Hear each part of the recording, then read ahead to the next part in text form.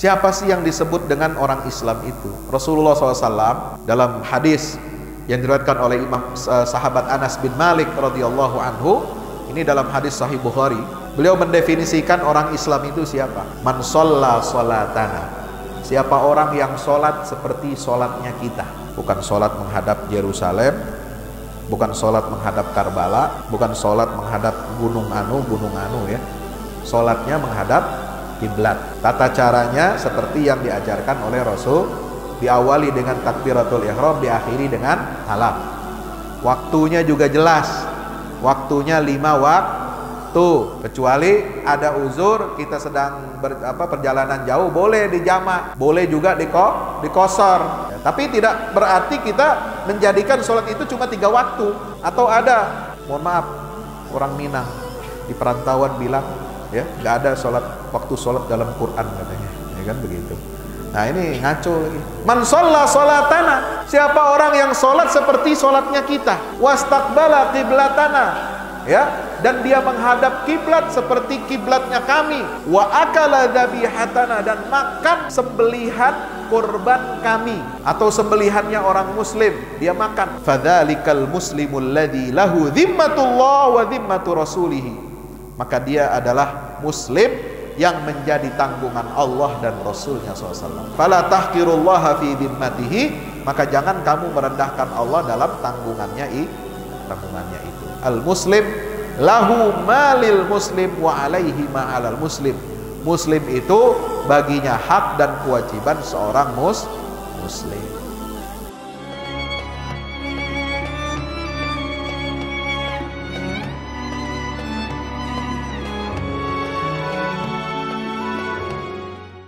Bismillahirrahmanirrahim. Assalamualaikum warahmatullahi wabarakatuh. Alhamdulillahi rabbil alamin, wal aqibatu lil muttaqin, wala udwana illa 'alal zalimin. Asyhadu an la ilaha illallahul malikul haqqul mubin, wa asyhadu anna Muhammadan 'abduhu wa rasuluhul mab'uts rahmatan lil alamin. Allahumma shalli wa sallim wa barik ala habibina wa syafi'ina maulana Muhammad wa ala alihi wa sahbihi ajma'in. Subhanaka la ilma lana illa ma 'allamtana innaka antal alimul hakim wa qur rabbi zidni ilma. Bapak Ibu hadirin hadirat jamaah subuh Masjid Raya Jihad Padang Panjang yang insyaallah kita semuanya senantiasa diberkahi dan dimuliakan serta dirahmati oleh Allah Ta'ala, amin ya rabbal alamin. Bersyukur kepada Allah dengan mengucapkan alhamdulillahi rabbil alamin, kita dapat dipertemukan, dapat bersilaturahim, bertatap muka di majlis ilmu, majlis yang senantiasa dirindukan dan dicintai oleh baginda Rasulullah sallallahu alaihi wasallam. Nabi pernah keluar dari bilik rumah beliau. Rumah Nabi itu jangan digambarkan beliau itu punya rumah seperti kita saat ini.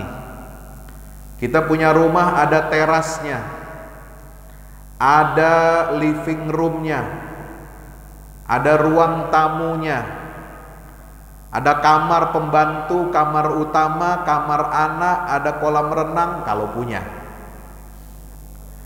Kolam ikan lah ya, kalau nggak punya kolam renang. Ada parkir mobil, carport.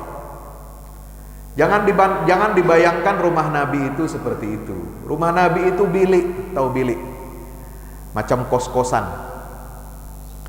Kos-kosan yang keluar pintu rumah, pintu kos itu sudah bangunan lain. Bilik Rasulullah ini jumlahnya sebanyak jumlah istri beliau. Nempel di Masjid Nabawi. Keluar dari salah satu bilik rumah Nabi, beliau masuk ke dalam Masjid Nabawi di Madinah, mendapati ada dua kelompok halaqah di dalam Masjid Nabi. Masjid Nabi juga tidak semegah ini. Masjid Nabi tiangnya bukan marmer, lantainya bukan granit, tidak ada karpet, tidak ada kipas angin. Masjid Nabi itu tiangnya pelepah kurma. Atapnya itu atap daun korma. Lantainya lantai basah kalau musim hujan ini. Ya, becek karena dia kerikil, batu-batu dan pasir. Nabi masuk ke dalam masjid Nabi itu mendapati ada dua halaqah, dua kelompok sahabat yang sedang berkumpul, sedang melaksanakan dua kegiatan. Yang satu halaqah Nabi sallallahu alaihi wasallam dapati mereka itu berdoa, berzikir, membaca Quran. Yang satu lagi sahabat Nabi melakukan aktivitas apa? Mengajar dan belajar Al-Quran. Nabi sallallahu alaihi wasallam mengatakan dua-duanya baik. Yang satu zikir, yang satu doa, baik. Tapi kata Rasulullah, Allah berkehendak memberi atau tidak memberikan doa mereka itu, mengabulkan atau tidak mengabulkan doa itu. Tapi kalau orang yang belajar, mempelajari ilmu agama, mempelajari Al-Quran, mempelajari sunnah Nabi, kemudian dia mengajarkan kepada orang lain, kepada sesama sahabatnya, maka kata Nabi SAW, aku lebih memilih duduk bersama mereka. Kenapa? Karena aku diutus oleh Allah Subhanahu wa taala sebagai seorang guru. Alhamdulillah. Maka itu bersyukur, berbahagia kita pada hari ini. Pagi hari ini kita bukan hanya berdoa, bukan hanya berzikir, tapi juga kita menggabungkan aktivitas kita mempelajari ilmu agama. Amin ya rabbal alamin.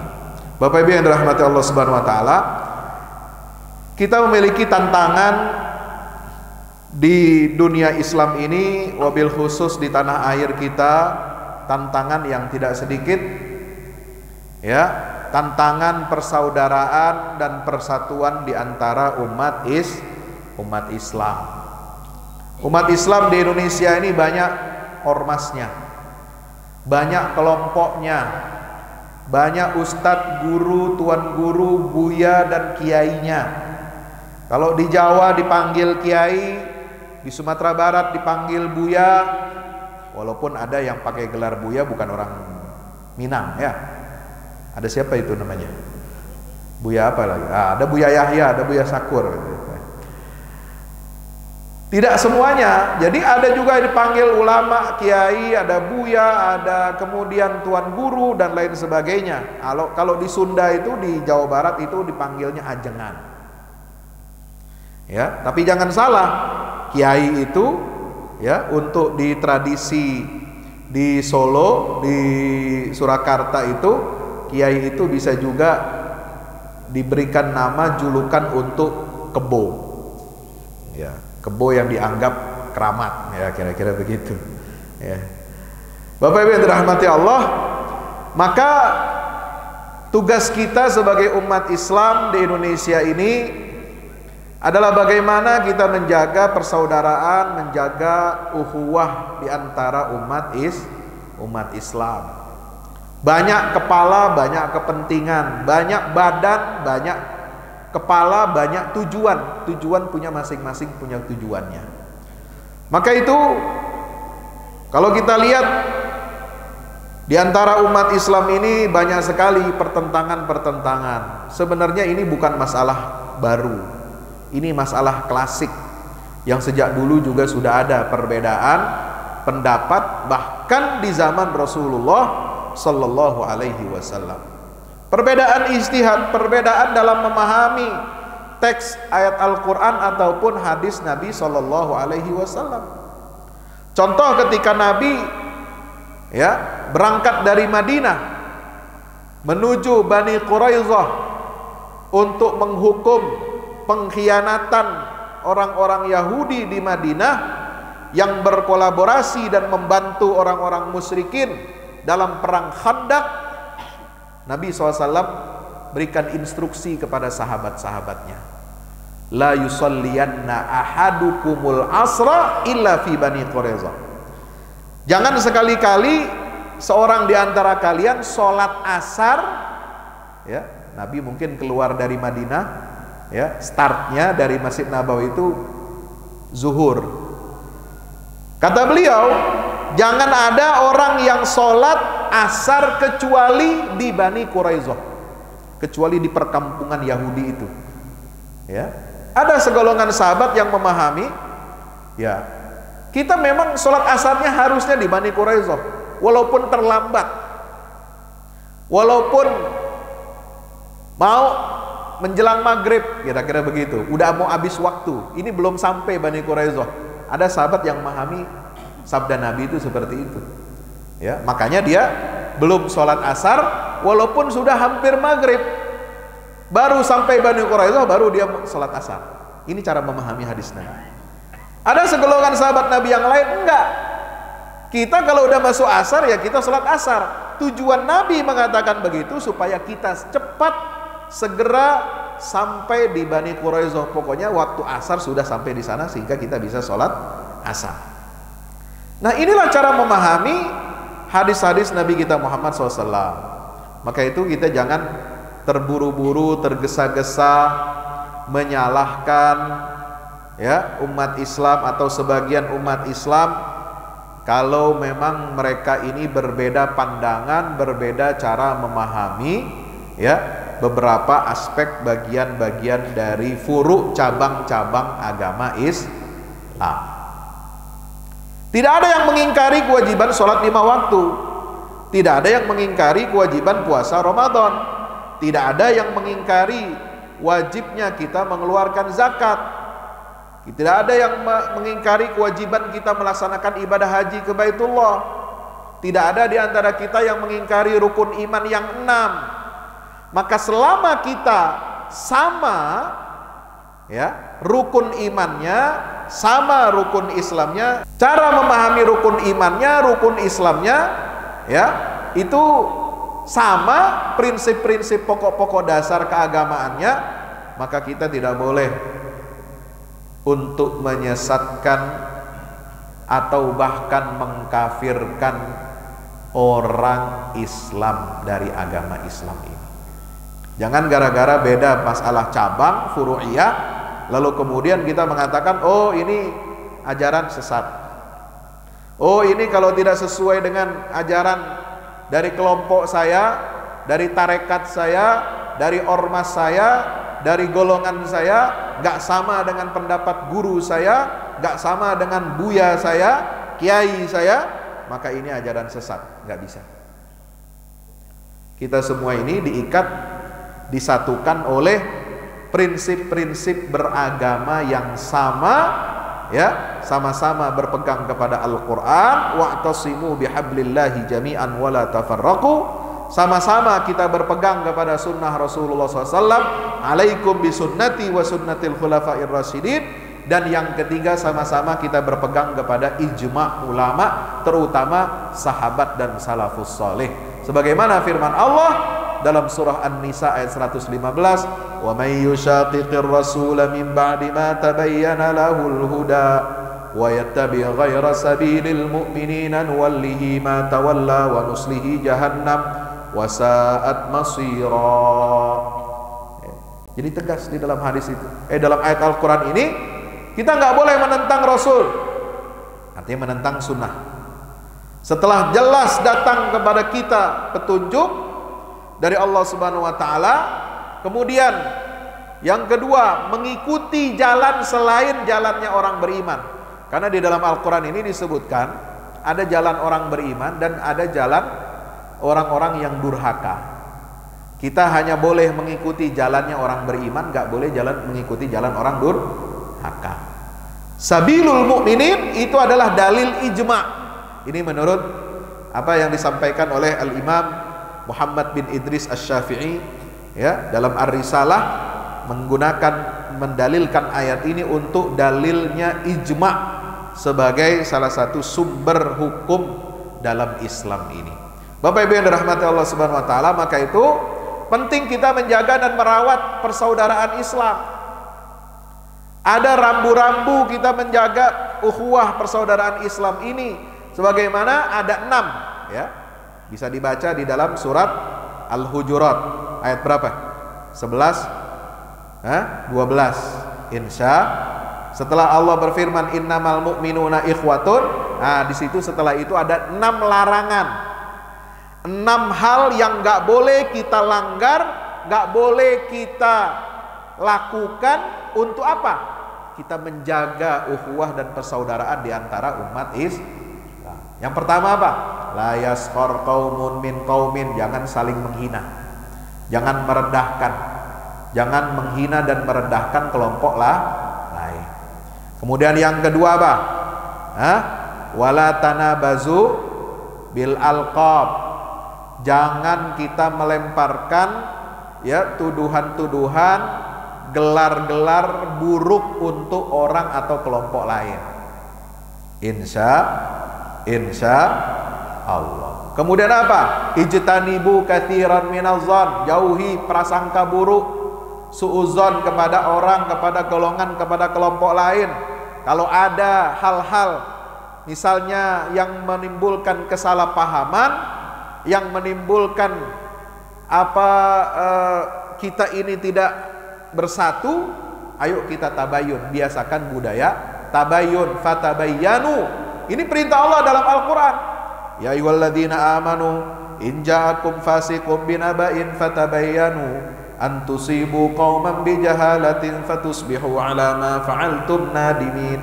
Al-Hujurat ayat 6. Kalau ada orang fasik membawa berita, ingin mengadu domba umat, ingin mengacak-acak umat Islam, maka kata Allah perintahnya adalah ayo kita verifikasi, kita tabayun, ya, kita cari kejelasan, datang kepada orangnya. Kalau nggak bisa janjian, ayo telepon, bagaimana? Kalau nggak, lihat videonya secara utuh, jangan secara sepotong-sepotong.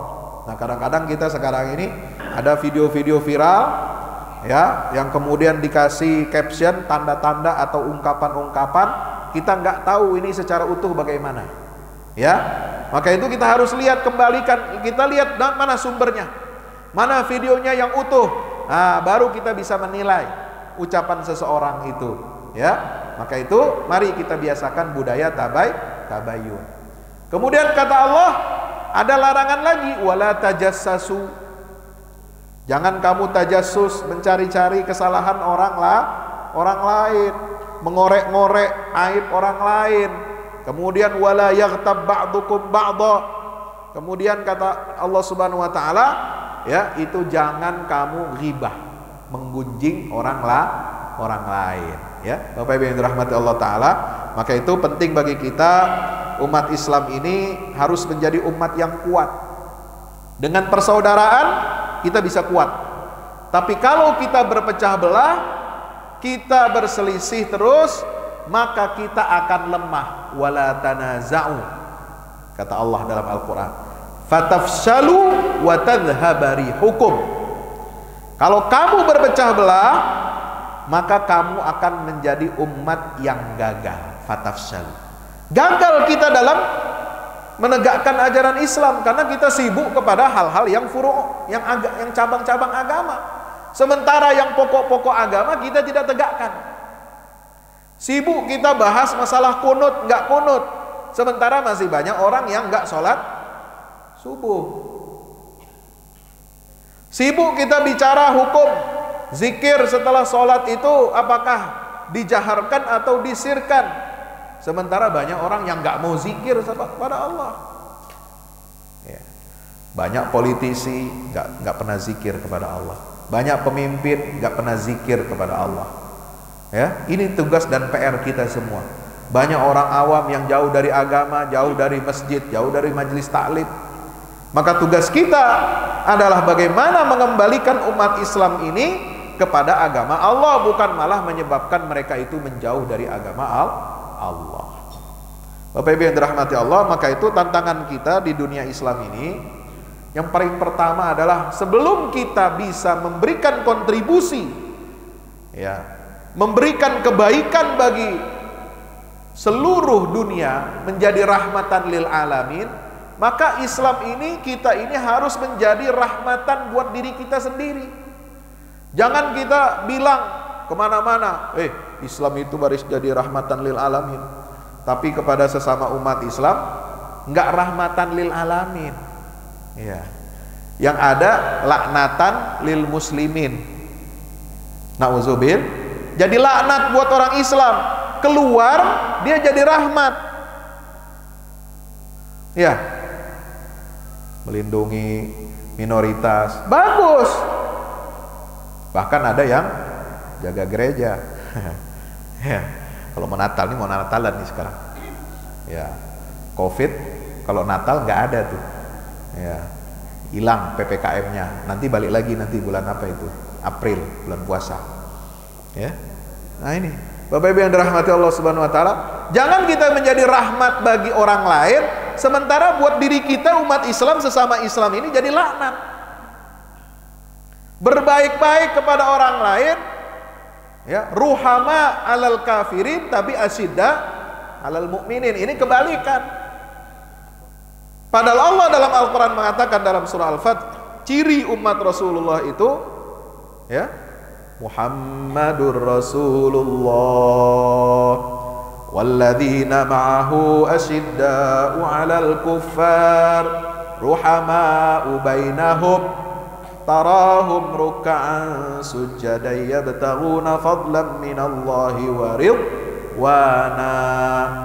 Ya, kita ini harus berkasih sayang dengan sesama umat Islam, dengan orang beriman, tegas kepada orang kafir, jangan lembek, jangan loyo, jangan, ya, kita berkasih sayang dengan orang non muslim tapi kita keras kepada sesama umat Islam. Jangan kita menyalah-nyalahkan, jangan kita menyudutkan orang Islam sendiri. Masing-masing kita harus tahan diri. Perbedaan furu'iyah itu urusan internal masing-masing organisasi.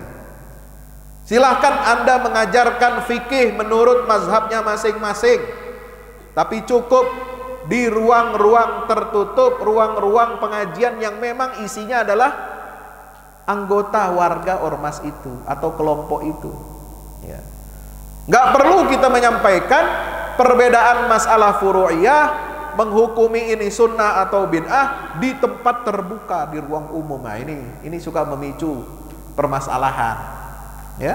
Persoalan ini sudah lama, apalagi kalau sampai kita ini, ya, membawa paham pengkafiran terhadap sesama umat Islam. Saya sedikit akan menyampaikan, ya, persoalan yang sangat penting buat kita semuanya, ya. Siapa sih yang disebut dengan orang Islam itu? Rasulullah SAW dalam hadis yang diriwayatkan oleh Imam sahabat Anas bin Malik radhiyallahu anhu, ini dalam hadis Sahih Bukhari, ya. Beliau mendefinisikan orang Islam itu siapa? Man shalla sholatana. Siapa orang yang sholat seperti sholatnya kita. Bukan sholat menghadap Yerusalem, bukan sholat menghadap Karbala, bukan sholat menghadap gunung anu ya. Sholatnya menghadap kiblat. Tata caranya seperti yang diajarkan oleh Rasul, diawali dengan takbiratul ihram, diakhiri dengan salam. Waktunya juga jelas, waktunya 5 waktu. Kecuali ada uzur, kita sedang perjalanan jauh, boleh dijamak, boleh juga dikosor. Ya, tapi tidak berarti kita menjadikan sholat itu cuma 3 waktu. Atau ada, ya, mohon maaf, orang Minang di perantauan bilang, ya, nggak ada waktu sholat dalam Quran katanya, ya kan begitu. Nah ini ngaco lagi. Man shalla sholatana. Siapa orang yang sholat seperti sholatnya kita. Wastaqbala qiblatana, ya, dan dia menghadap kiblat seperti kiblatnya kami. Wa akala dhabihatana, dan makan sembelihan kurban kami, ya, atau sembelihannya orang muslim dia makan. Fadzalikal muslimul ladzi lahu dhimmatullah wa dhimmatu rasulih. Maka dia adalah muslim yang menjadi tanggungan Allah dan Rasulnya SAW. Fala tahqirullaha fi dhimmatihi. Maka jangan kamu merendahkan Allah dalam tanggungannya itu. Al muslim lahu malil muslim wa alaihi ma'alal muslim. Muslim itu baginya hak dan kewajiban seorang muslim. Nah, Bapak Ibu yang dirahmati Allah, Maka kita nggak boleh kalau ada, ya, jadi jangan mudah kita memvonis orang lain itu sesat atau kafir. Ada golongan, ya, segolongan orang Islam ini kan macam-macam ya. Ada segolongan orang Islam yang nggak ngerti tentang Islam tapi ngomongnya gede. Tahu ngomong gede? Hah? Ngomongnya gadang, ya, kira-kira begitulah ya bahasa Minangnya ya. Omongannya gede, ya. Nggak ngerti agama tapi ngomongnya cuap-cuapnya besar. Omong besar, ya. Nggak ngerti agama tapi ngomong besar, ya. Kalau mau alih profesi silahkan, ya. Kalau mau profesinya jadi dari pejabat, mau jadi penceramah, mau jadi kiai, boleh, tapi harus belajar dulu ilmu agama yang benar, ya. Harus belasan tahun, ya. Kalau mau jadi dai, mau balik ikut standarisasi dainya Majelis Ulama Indonesia. Jangan ngomong agama belepotan, malu-maluin, ya. Ini ada segolongan umat Islam ini bagaimana Bapak Ibu dirahmati Allah, yang terlalu mengentengkan dan meremehkan. Bahkan dia meniadakan vonis takfir kepada orang-orang kelompok yang jelas-jelas kafir di mata Allah dan Rasulnya SAW. Sebab menurut agama Islam, ya, disebutkan dalam Al-Quran, mana orang yang kafir itu jelas. Fir'aun kafir nggak? Kafir. Abu Jahal, Abu Lahab kafir. Dalam Al-Quran jelas. Namrud kafir tidak? Kafir, ya. Nasrani, Yahudi kafir tidak? Kafir. Di dalam Al-Quran disebutkan laqad kafara, ya. Bahkan kita tiap hari ini berdoa salat ini, ihdinas siratal mustaqim siratal ladzina an'amta 'alaihim ghairil maghdubi 'alaihim waladdallin. Kita minta perlindungan kepada Allah, kita mohon petunjuk jalan yang lurus, jalannya para nabi dan rasul, bukan jalannya orang yang tersesat dan yang dimurkai oleh Allah. Ini jelas dalam Al-Quran, surat Al-Fatihah saja sudah memvonis kufur kepada orang-orang tertentu, golongan tertentu yang jelas ada nasnya dalam Al-Quran dan sunnah Nabi kita Muhammad SAW. Iblis, setan kafir nggak? Kafir. Walaupun dia mengakui Allah itu Tuhannya, dia mengakui Allah itu yang menciptakannya. Khalaqtani min nar wa khalaqtahu min tin, ya kan? Itu kata iblis. Engkau ciptakan aku dari api dan engkau ciptakan Adam dari tanah. Dia kan mengakui Allah penciptanya, tapi dia tidak mau mentaati perintah Allah untuk sujud kepada Adam. Nah, itu udah kafir. Nah, kalau semua, ya, golongan yang sudah pasti kekafirannya tidak kita kafirkan, nah ini berbahaya. Makanya nggak boleh ada orang bilang, ya, semua agama benar, ya, semuanya orang beriman. Nah, beriman dari mana? Ya, semua mengakui Tuhan menurut kepercayaannya masing-masing, tapi tidak boleh kita mengatakan, ya, semua itu benar, karena kebenaran itu, hak itu hanya satu, yaitu yang bersumber dari Allah Subhanahu wa ta'ala. Al-haqqu min rabbik fala takunanna minal mumtarin, ya. Nah, Bapak Ibu yang dirahmati Allah Subhanahu wa ta'ala, ya, ini yang kedua. Nah, tadi yang meremehkan, yang menganggap bahkan orang kafir nggak kafir. Ada orang, ya, oknum mengatakan iblis nggak kafir gitu. Ada oknum yang mengatakan semua agama di luar Islam bukan kafir. Nah, ini permasalahan. Ini yang mengentengkan dan meremehkan vonis takfir sebagaimana yang diatur oleh Islam. Tapi juga ada yang golongan kedua, itu ekstrim yang tadi. Ini kelompok ekstrim nih.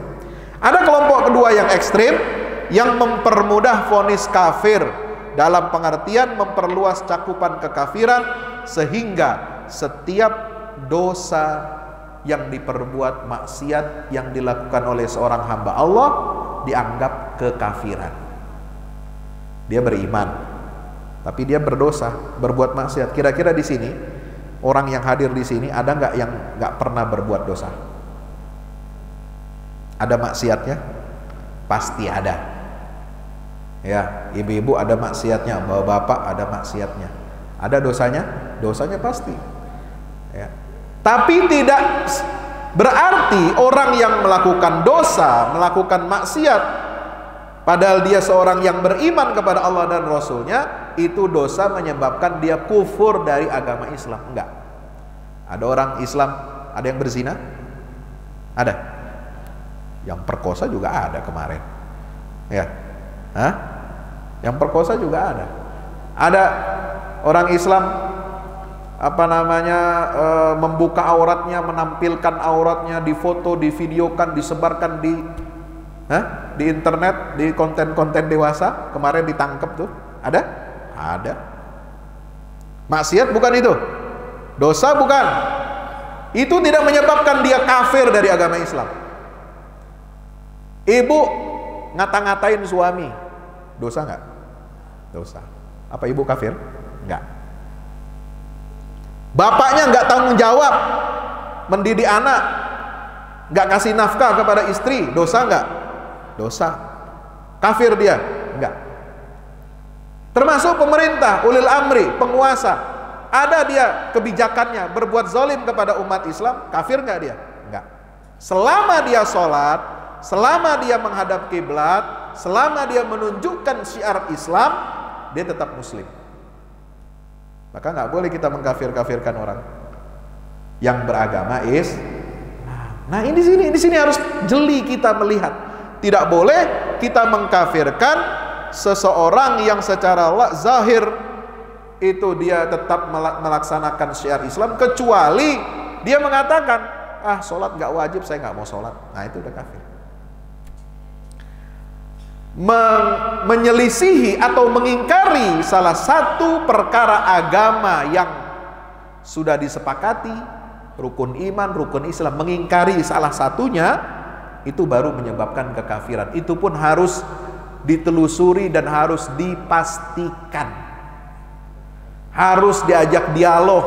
Kalau nggak mau ya kembali kepada kebenaran, baru keluar vonis kafir. Kalau dia nggak mau bertobat kepada Allah, sudah diberikan bukti-bukti, hujah-hujah, argumentasi kebenaran, dia nggak mau juga, dia tetap ilhad, dia tetap ingkar kepada syariat Allah yang maklumun minad dini bid-darurah, baru dia dinyatakan kafir. Tapi itu harus dengan keputusan pengadilan resmi, bukan kata fulan, kata fulan, kata fulan. Itu berbahaya. Nauzubillah min. Kenapa? Karena konsekuensi pengkafiran itu berat. Ya. Karena kekafiran berarti hartanya, darahnya halal. Kalau mati nggak boleh dikubur di tempat kuburannya orang Islam, mati nggak boleh dia dikafani, disolati, ya, tidak boleh dimandikan seperti orang Islam. Kalau orang kafir itu nggak boleh kawin sama orang Islam, harus cerai. Paham? Itu hukum pengkafiran itu begitu berat. Kalau kafir dia nggak boleh mewariskan ya dari anaknya atau dari bapaknya yang kafir. Itu hukum kafir itu berat. Tidak ada kewarisan, tidak ada perwalian, tidak ada perlakuan dia terhadap sebagai muslim kalau dia mati, dan tidak boleh dikuburkan di kuburnya orang Islam. Nauzubillah min zalik. Bapak Ibu yang dirahmati Allah, maka para ulama mengatakan inna babat takfir wa adamat takfir babun azumatil fitnah wal mihnatu fihi. Ya, bab tentang pengkafiran atau tidak itu adalah pintu masuk yang menyebabkan terjadinya banyak fitnah dan ujian. Wa kathura fihil iftirat, dan banyak terjadi perpecahan yang hebat. Wa tatashattatu fihil ahwa, dan berkembangnya hawa nafsu dan pendapat-pendapat. Wa ta'aradat fihi dalailuhum, serta petunjuknya itu saling bertentangan. Fannasu fihi ala tarafaini wa wasat. Manusia dalam menyikapi pengkafiran itu ada dalam dua kutub ekstrim dan ada yang pertengahan. Ini kata Imam Ibnu Abil Izz Al-Hanafi dalam kitab Syarah Aqidah At-Tahawiyah. Maka ahlu sunnah wal jamaah, kita orang Minang, kita orang Sunda, kita orang Jawa, kita orang Bugis, Makassar, kita orang Aceh, kita orang Betawi, kita orang Madura, kita di Indonesia ini mayoritas Ahlus Sunnah wal Jamaah. Kita tidak seperti golongan yang pertama yang tidak mau mengkafirkan orang-orang yang jelas kufur sebagaimana nas dalam ayat Al-Quran dan sunnah Nabi kita Muhammad SAW. Dan kita juga bukan kelompok ekstrim yang kedua yang memudahkan dan menganggap enteng, remeh pengkafiran. Semua orang bisa dikafirkan karena dia berbuat dosa dan maksiat. Bagaimana Ahlus Sunnah wal Jamaah memandang? Ahlus Sunnah wal Jamaah memandang pengkafiran itu hanya khusus bagi orang-orang yang sudah jelas-jelas menyatakan diri keluar dari agama Islam.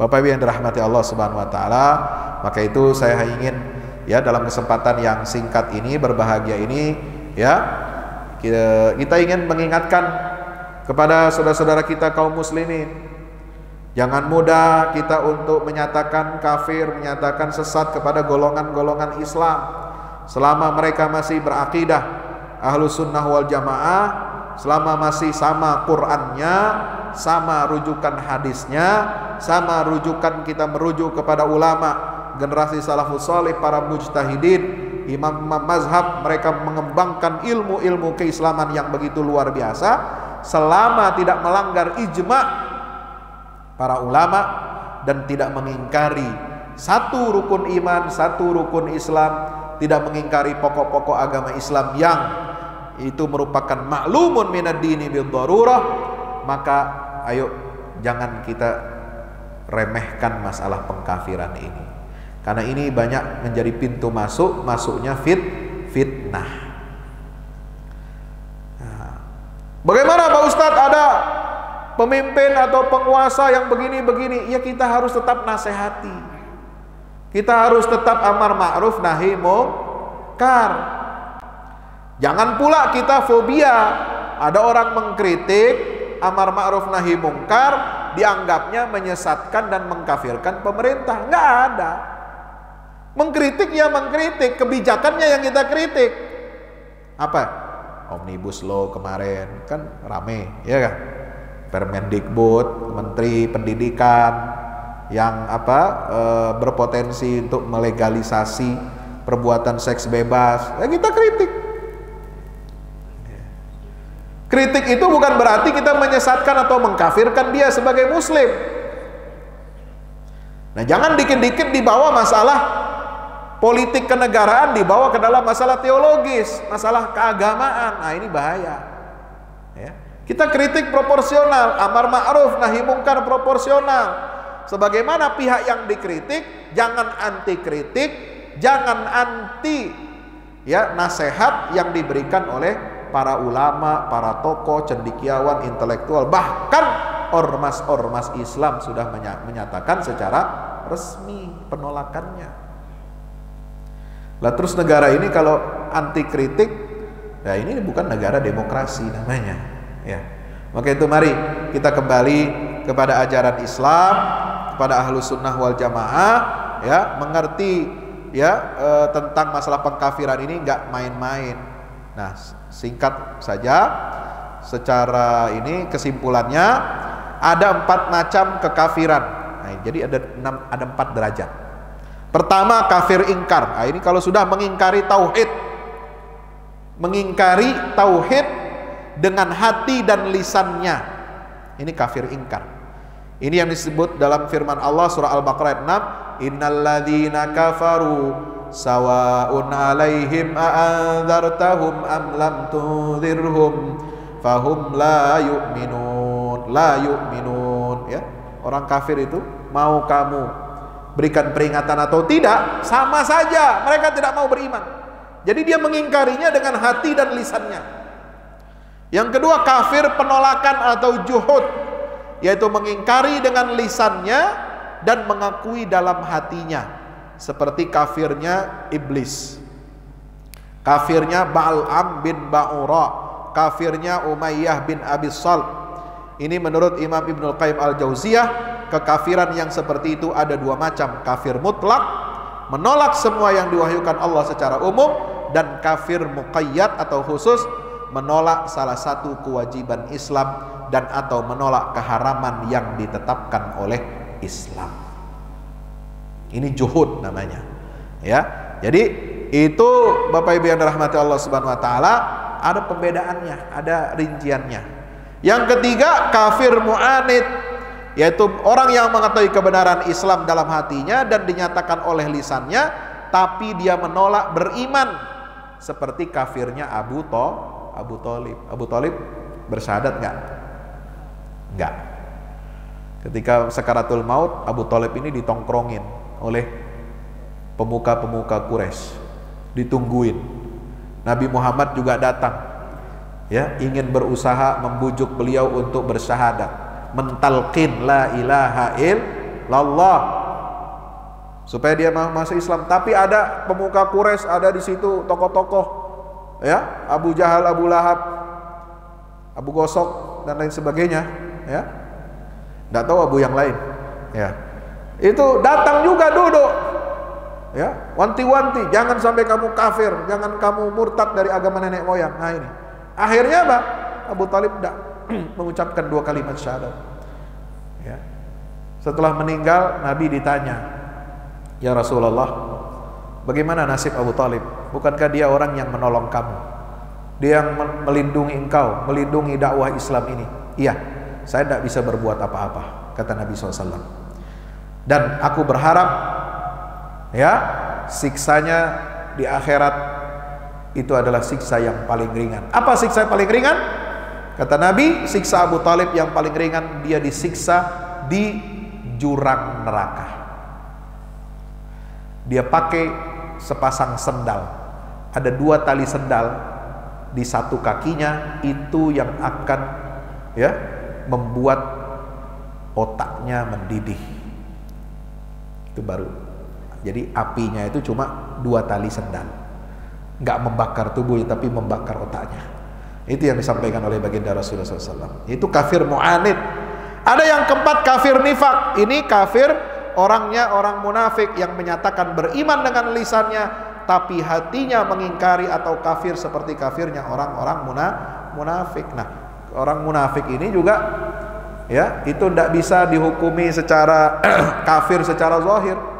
Munafik perlakuannya, tapi hatinya ingkar, kita nggak tahu apa isi hatinya. Bagaimana Rasulullah SAW menyikapi orang munafik? Beliau menyikapinya seperti orang Islam, tapi beliau tidak mau mensolati jenazahnya. Ya, tetap dia diperlakukan seperti orang Islam, tapi Nabi tidak mau mensolatkan jenazahnya.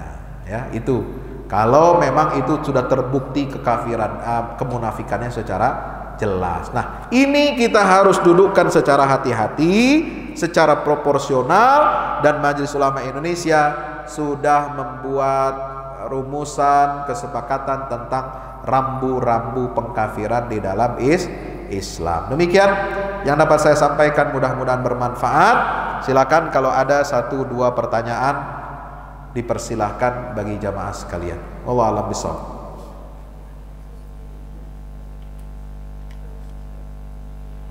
Ya, terima kasih pertanyaannya. Yang pertama, bagaimana kalau ada orang mengatakan, ya, Tuhan bukan orang Arab? Ya, ini biasanya pernyataan logika. Ini main logika. Tuhan itu bukan, memang tidak bisa diasosiasikan dengan siapa-siapa. Laisa kamitslihi syai'un.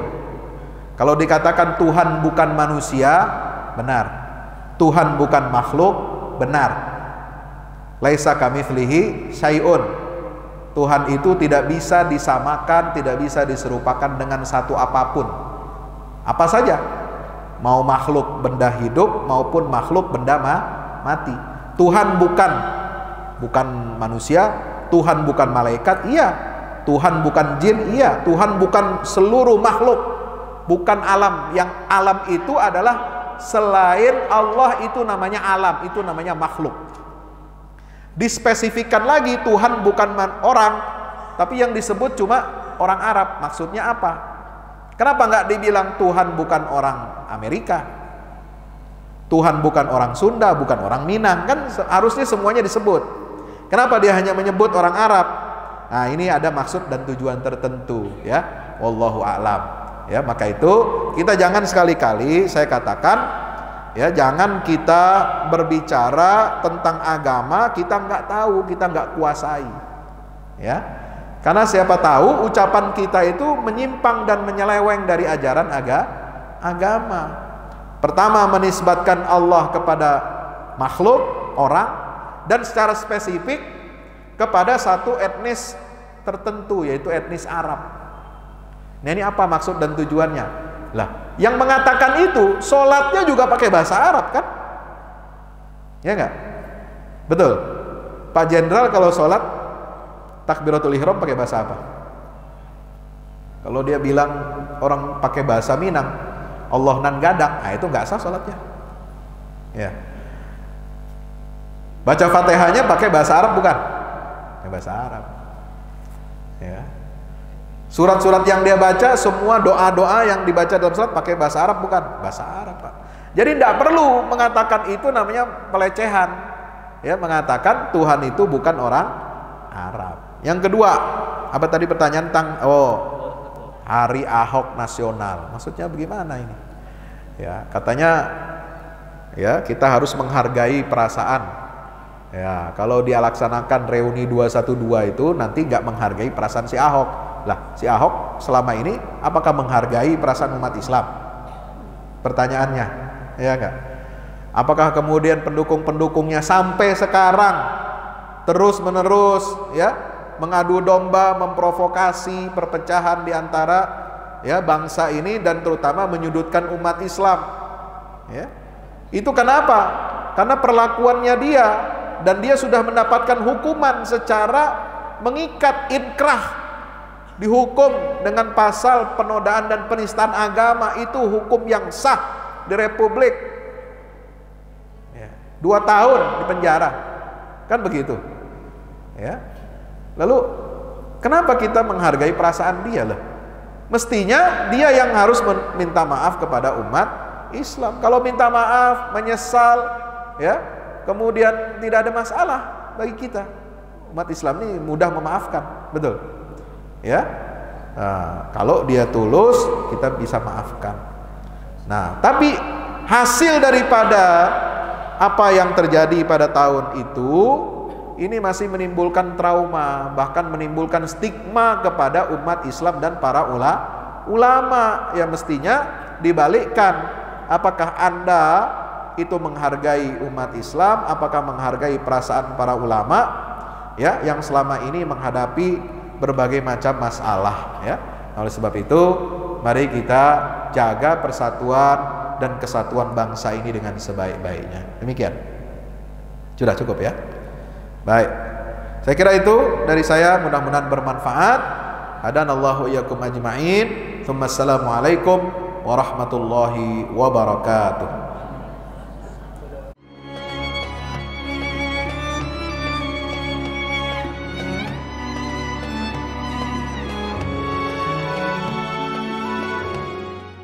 Assalamualaikum warahmatullahi wabarakatuh. Alhamdulillah kita udah selesai pengecoran rooftop ya. Itu apa? Tangga buat ke bawah. Yang ini di atas buat toren 2 biji. Ini semua udah dikeliling tembok. Ya, ini untuk lantai paling atas buat futsal, buat jemuran, buat apa, tanaman hidroponik juga ntar insya Allah ya. Terus support ya teman-teman. Alhamdulillah terus selesai pengecorannya semuanya ya. Ini progres kita terbaru, dan jadi buat olahraga, buat utilities ya, multiguna. Nah, kita turun sini semua. Ini lantai 3. Ini untuk asrama. Ya, untuk kamar-kamar. Untuk kamar-kamar dan nah, di situ musola. Nanti di situ musola, ya. Ini kamar-kamar dan musola buat santri-santri tahfiz kita, insya Allah.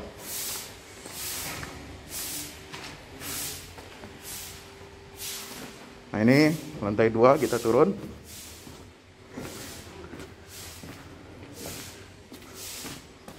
Ini untuk kelas-kelas, ya, kelas-kelas tahfidz, kelas-kelas tadabbur. Insya Allah mau udah jadi. Alhamdulillah ke dukungan antum semua. Nah tinggal ke bawah, di sini buat aula. Aula semua di sini ya. Mohon doanya terus, mudah-mudahan berkah, mudah-mudahan cepat jadi finishing. Kira-kira finishingnya ini butuh 1,5 M lagi, ya. Mudah-mudahan. Al-Fatihah.